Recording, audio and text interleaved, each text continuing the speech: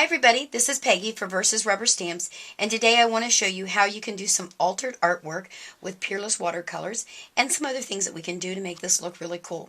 This is just one that I've been working on. This will look really cool. It's just a canvas board that you can get at any hobby store. I'm going to frame this and hang it on my wall in my studio. Let me show you some of the products that we're going to use. We're going to be using the Peerless Watercolors. These have been around for some time and they are just absolutely wonderful watercolors. They will last you for a very, very long time. They're a self-blending watercolor, and the way that the pack comes, there's nice directions in the front of your book that tells you what you can do with them, so we won't go through all of those. We'll just kind of talk them as we go, and then each one is in there. It tells you the color. So there's your deep yellow, and I'll show you how I store mine, because one time I dropped them out of here and then I couldn't figure out what color they were. So I'm going to show you how I store mine. So we're going to be using the Peerless Watercolors.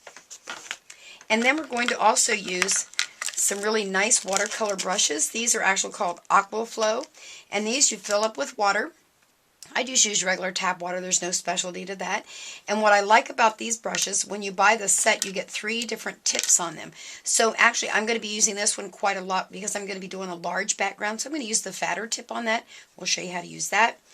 And then I just have my little palette here, and I don't know if the camera can pick up those little tiny pieces that I cut and put in there. And you can tell when you're doing this kind of work, it's not a real fancy, clean kind of a thing. I get paint all over the place, and that's okay because it's altered art.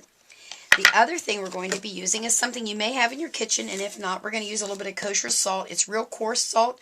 I always just called it rock salt, but my husband thought I meant the salt you throw on the ice, and that wasn't it at all. So we're going to call it kosher salt since that's what it is.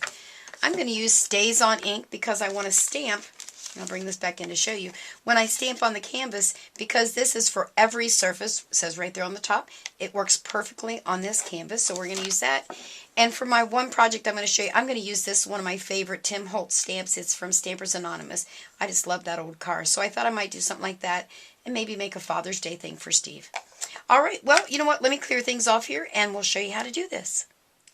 Now, again, the canvas that I'm going to use has already been primed to use with all mediums, so it will be absolutely perfect for our watercolors. Now, again, like I said in the beginning of the video, I have mine stored this direction, and I went ahead and I wrote in here that this was my Peerless transparent watercolors, and I wrote the color. So what I'm going to do, I'm going to find a color that I don't have on my palette. I don't think I have any gray. And I put it on there with an adhesive, but you know, when it gets down to that point, I'll be able to just use it right out of the book. So I just cut a little bitty hunk like so. And let's see, where can I put it? I'm going to put it right here in this little tray, right there. So what I did, again, is I just named each one. Now, there are some folks that like to paint right off of this, and I've showed this before that you can do that. I could actually go right on here, get a drop of water coming out of my brush, and I could get the color right there. The problem with that is if I want to go to another color, I flip it, as you can see, then it leaves marks up here, so I'm wasting some of my paint, so I don't do that.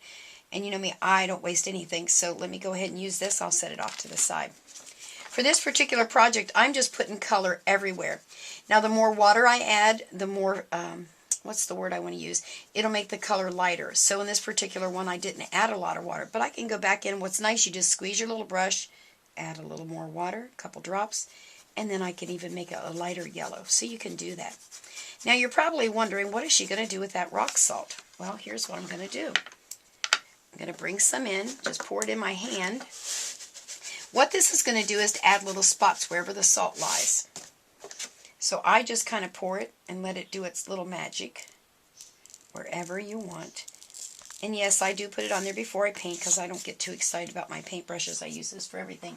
Let me bring this back in and let me show you. Maybe you can see a little bit. I'm not really sure. It kind of looks like water droplets have been where the salt was. You can see where it kind of makes it, oh, I don't know, mottled maybe is maybe a word.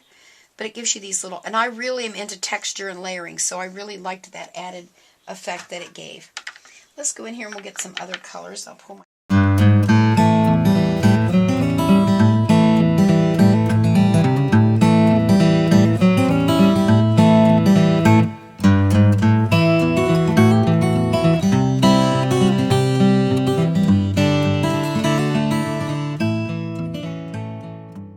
Now, what I did when I was over at the table, I noticed that I had a lot of empty places. I went ahead and added some purple and some pink and changed that yucky gray color and added, can you see here, this is right where all the salt was, and I left it lay there while I dried it. So it just gives you that really just a nice canvas to work off of. Now the next thing you're going to do, let me move a few things here and show you. You're going to bring in your stamp. Now actually the best way to do this is if you had yourself one of these Fiskars stamp presses and you had a stamp that was not mounted on wood, because then you could get a good press in there.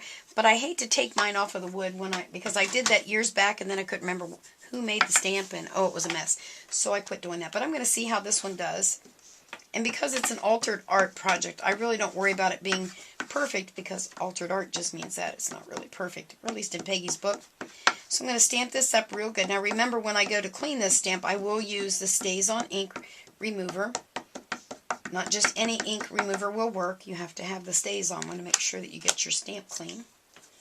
Now I'm going to try, I don't know if the camera can pick up the fact that this is kind of warped, so I'm going to stand up and give this a little pushing down on it and see if I can get it to get all the way in the center and not miss any places.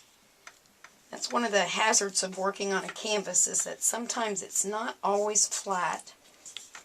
Alright, I've just about pressed every inch of it. Let's say a little hula hula hula and see if it worked. Oh, it did! Woohoo! Oh my gosh, I'm loving that. This is going to be a great canvas. I can hardly wait to finish it. Now probably what I'll do is, like I did on that other one, the one I showed you that I've already finished, I'll come back in and, oh, you know, Raindrops would be looking good there. And I think Versus has the perfect stamp that says Sentimental Journey. That would be a great one for Steve for Father's Day. Okay, I think I'll do that. Don't tell him. All right, so I think I'll do that, and I'll make this his little Father's Day gift. Now, you'll notice that on this one it's a little bit darker. I cheated and I went and got a Sharpie marker and made the word artist a little bit heavier. But I like that, you know, faded out look because it looks more vintage. Let me show you real quick one more thing you can do with these paints. It's not just for altered art. Obviously you can use it on watercolor paper and regular cardstock, as long as you don't make it too wet. So let me bring in something I've stamped previously and show you. I have it right here. Let me get some of that salt off of there. I used a Whippersnapper stamp. Isn't that just too stinking cute? So we're going to use him. And I think this is a green right here. So let's see.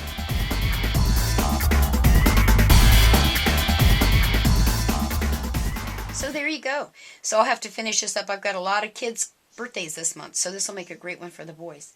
Well, I think that's everything I can show you tonight for Versus Rubber Stamps. So make sure you go over to www.versusrubberstamps.com and order yourself some of these Peerless Watercolors. All right, you guys have a great day. Bye.